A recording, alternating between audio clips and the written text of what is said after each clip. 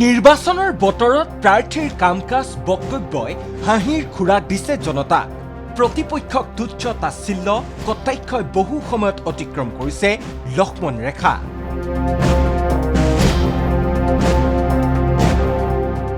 অথচ সন্মুখত সমাগত নিৰ্বাচনৰ মহাভাৰতৰ যুদ্ধত জয়ী হোৱাৰ অংক।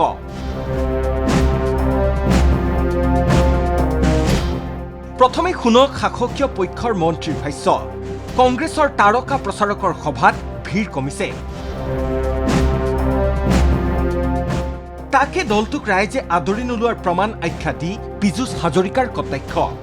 ৰাহুল গান্ধী য'ত আহিছে তাতে বেয়া হৈছে। কালি প্ৰিয়ংকা গান্ধী ডাঙৰীয়া য'ত আহিলে মানুহ একেবাৰে নহ'ল, ফ্লপ শ্ব' হ'ল, উল্টাই কংগ্ৰেছৰ বেয়া হ'ল বা তেওঁলোকৰ মহাজোঁটৰ বেয়া হ'ল। LOP বিৰোধী দলৰ দলপতিৰ সমষ্টিত মাত্ৰ 2000 মানুহ, বাকী দুখন সভাত প্ৰিয়ংকা গান্ধীৰ 5,000 মানুহ, অতি কমেও 25,000 হ'ব লাগিছিল। আগতে তেওঁলোকে কয় তেওঁলোকৰ সভাত কিয় মানুহ নহয়, আমি বোলে স্কিম কাটি দিম বুলি কওঁ। কিন্তু এতিয়াতো স্কিম কাটি দিব নোৱাৰোঁ, এতিয়াতো আমাৰ চৰকাৰ নাই, ইলেকশ্যন আছে। গতিকে এতিয়া তেওঁলোকৰ মিটিঙত মানুহ নোযোৱাটোৱে কি বুজায়? এখোজ চৰাৰ ৰেকিবুদ্দিন আহমেদ চমুৰীয়া সমষ্টিৰ কংগ্ৰেছ প্ৰাৰ্থীজনে ভাষণত কোৱা নাই কি? সন্মুখৰ ফিল্ড হেনো খালী, টকা পইচা লৈ পলাল প্ৰতিপক্ষ। এতিয়া ফিল্ড খালী, এতিয়া 27 নম্বৰ চমৰীয়া সমষ্টি প্ৰতিদ্বন্দ্বীয়ে নাই। এটা প্ৰতিদ্বন্দ্বী নামত আহিল, চিম্বল লৈ বিক্ৰী হৈ বহি দিলে, অফিচ বন্ধ কৰি দিলে, বহুত লেকচাৰ মাৰিলে। তেওঁলোকৰ নেতাজনে আহি লেকচাৰ মাৰি লৈ মেলি বহি দিলে নহয়। ৰমজানৰ মাহত ইলেকশ্যন হৈছে নে নাই? মানে টোপনি মাৰি পাব পৰা নাই, ইফতাৰ কৰিব পৰা নাই, ৰমজানৰ ৰোজা ৰাখি চেহেৰি খাব পৰা নাই। এনেকুৱা ঠাই কিছুমান আছে নে নাই? শ শ বছৰ থকা মানুহক বলডজাৰ লগাই উচ্ছেদ কৰা হৈছে নে নাই? আজি তাৰো জবাব দিব লাগিব নে নাই? আজি মানুহক কোনোবাই যদি কয় মিয়াসকলক কামিহাৰ ভাঙি দিম, তো মিয়াসকলৰ কামিহাৰটো কি প্লাষ্টিকৰ নেকি? আজি আপোনালোকে এই প্ৰশ্নবিলাকৰ উত্তৰ দিব লাগিব নে নাই? সেই মোৰ শ্ৰদ্ধাস্পদ মোৰ পিতৃসকল, মোৰ মাতৃসকল। ভৱানীপুৰ সৰভোগ সমষ্টি জয়ী হ'ব বুলি গভীৰ আত্মবিশ্বাসী ৰঞ্জিত কুমাৰ দাসে অব্যাহত ৰাখিছে ভীষ্ম প্ৰতিজ্ঞা। প্ৰতিদ্বন্দ্বী মনোৰঞ্জন তালুকদাৰ যদি এইবাৰ জয়ী হয়, তেনেহ'লে CPIMৰ মণ্ডল কাৰ্যালয়ত হেনো দান দিব দাসৰ কষ্টোপাৰ্জিত সকলো সম্পত্তি। লোকসভাৰ সময়ত মই কৈছিলোঁ যে 1 লাখতকৈ অধিক ভোট পালে মই হাত কাটি দিম বুলি কৈছিলোঁ। কণীযোগন চুটি সন্মুখত 11 চনত তেওঁলোকে জিকিম বুলি কৈছিলে। মই কৈছোঁ মই 40,000তকৈ যদি 4টা ভোট যদি কম পাওঁ, মই কৈছোঁ জীৱনত মই পেণ্ট আৰু চাৰ্ট নিপিন্ধো, মই ধুতি আৰু মই আমাৰ চেলেং হৈ থাকিম বুলি কৈছিলোঁ। আৰু মই 40,383টা ভোট পাইছোঁ।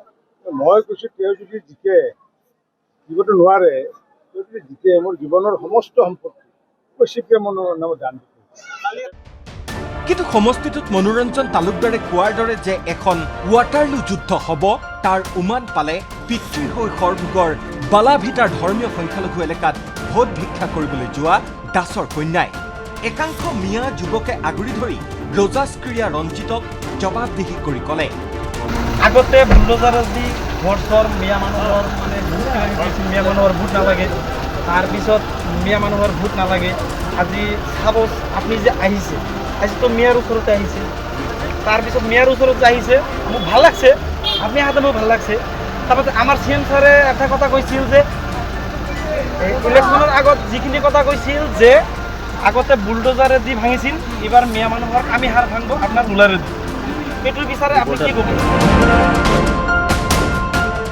খুমটাইত চেমনীয়াহঁতৰ সৈতে চাইকেল চলাই প্ৰচাৰ অব্যাহত ৰাখিছে বিজেপি প্ৰাৰ্থী মৃণাল শইকীয়াই। চাহ বাগিচা এলেকাৰ বাসিন্দাক দিছে বিহু ভোজ খোৱাৰ নিমন্ত্ৰণ। 1 বহাগত 15 এপ্ৰিলত বিহু খাবলৈ যাব নে নাই? অলপ সামনে যাম। এই লোকেল আমাৰ লিডাৰ কোন আছে তোক কবি, পাত গাড়ী দি দিবি। ঠিক আছে, চিঞৰ বাখৰ কৰি যাব লাগিব। আৰু বাজনা 9 তাৰিখে ভোট, এইটো উৎসৱ, নিৰ্বাচনী উৎসৱ। 1 তাৰিখে বহাগী উৎসৱ। সেইকাৰণে একদম বাগানৰ ঢোল আছে নাই? একদম যাওঁতে চবেই গম পায়। সমষ্টিটোত কিয় শইকীয়াই ষ্টাৰ প্ৰচাৰক বিচৰা নাই, শুনক তেওঁৰ মুখেৰেই। অকল চফেলা বাগান বুলিয়ে নহয়, মইতো গৈহে থাকোঁ, য'তে মানুহ পাওঁ ৰওঁ, কথা পাতোঁ। আমাৰ বহাগ বিহুৰ কাৰণে নিমন্ত্ৰণ দিওঁ মোৰ ঘৰলৈ 9 তাৰিখে ভোট দিবলৈ যাবলৈ কওঁ। দেখিবলৈ পোৱা আনসকলে দেখিছোঁ ষ্টাৰ কেম্পেইনাৰলৈ মিটিং সভা কৰিছে, আপুনি নাই কৰা, কি ক'ব? মোৰ ইমান ষ্টাৰ কেম্পেইনাৰ আছে, কাৰ্যকৰ্তাবিলাক আছে, মোৰ জনসাধাৰণ আছে, সেইকাৰণে আৰু অভাৰ হৈ যাব বেলেগ ষ্টাৰ কেম্পেইনাৰ আনিলে, সেইকাৰণে লোৱা নাই। ভোটদানৰ আগতেই ৰহা সমষ্টিত বিজেপিয়ে কিমান ভোট পাব তাৰ হিচাপ দিলে প্ৰাৰ্থী শশীকান্তত আছে। সৰ্বমুঠ ভোট হৈছে আমাৰ 2,42,902টা, 28% আমাৰ সংখ্যালঘু ভোট। সেই হিচাপত চাবলৈ গ'লে প্ৰায় 68,000 ভোট আমাৰ সংখ্যালঘু ভোট আৰু 1,75,000 আমাৰ খিলঞ্জীয়া ভূমিপুত্ৰ আমাৰ ভোট। গতিকে নিশ্চিতভাৱে ৰহা সমষ্টিত সংখ্যালঘু ভোট যদি গোটেইখিনিও যদি কংগ্ৰেছে লৈ যায়, তথাপিতো ভাৰতীয় জনতা পাৰ্টি আৰু আমাৰ অসম গণ পৰিষদৰ যিটো মিত্ৰজোঁটৰ যি বিজয়, ৰহা সমষ্টিত তেওঁলোকে ৰুধিব নোৱাৰে। আমি ভাৰতীয় জনতা পাৰ্টীয়ে 50,000 পৰা 60,000 ভোটৰ ব্যৱধানত বিৰোধী দল কংগ্ৰেছতকৈ আমি নিৰংকুশ সংখ্যাগৰিষ্ঠতাৰে আমি বিজয় ধ্বজা ৰহা সমষ্টি উৰাবলৈ সক্ষম হ'ম। বিশ্বনাথত আকৌ চৰাঞ্চলত গাড়ীত যাব নোৱাৰি ট্ৰেক্টৰতেই উঠি প্ৰচাৰ চলালে কংগ্ৰেছ প্ৰাৰ্থী জয়ন্ত বৰাই। বিশ্বনাথ সমষ্টিত এইদৰে পানীৰ মাজেৰে আমাৰ ট্ৰেক্টৰ আহি আছে। ইফালে ইউপিৰ ষ্টাইলত বুলডোজাৰে পুষ্প বৰ্ষণেৰে চাবুৱা লাহোৱালত প্ৰচাৰ বিজেপি প্ৰাৰ্থী বিনোদ হাজৰিকাৰ। সমষ্টিটোত আহিছে হেনো NDAৰ সপক্ষে জোৱাৰ। চাবুৱা লাহোৱাল বিধানসভা সমষ্টিটো এই জোৱাৰ আমাৰ সকলো ৰাইজে দেখিবলৈ পাইছে।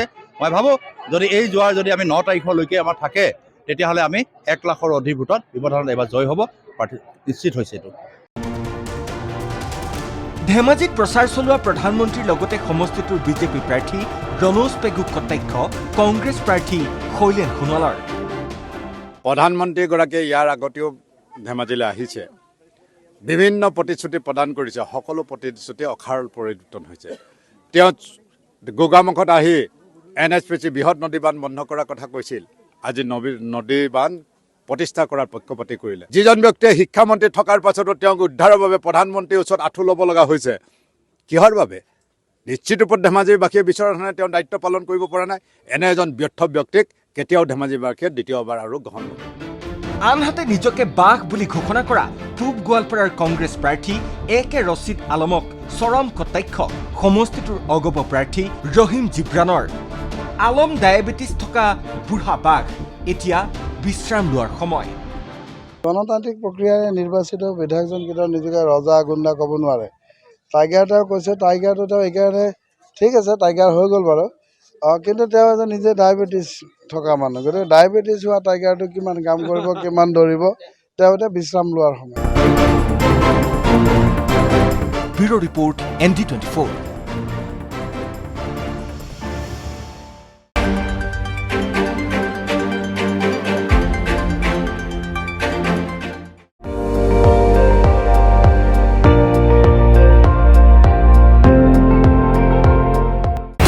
আপুনি চাই আছে ND24, সৰ্বশ্ৰেষ্ঠ নহয়, সৰ্বোত্তমৰ দৌৰত।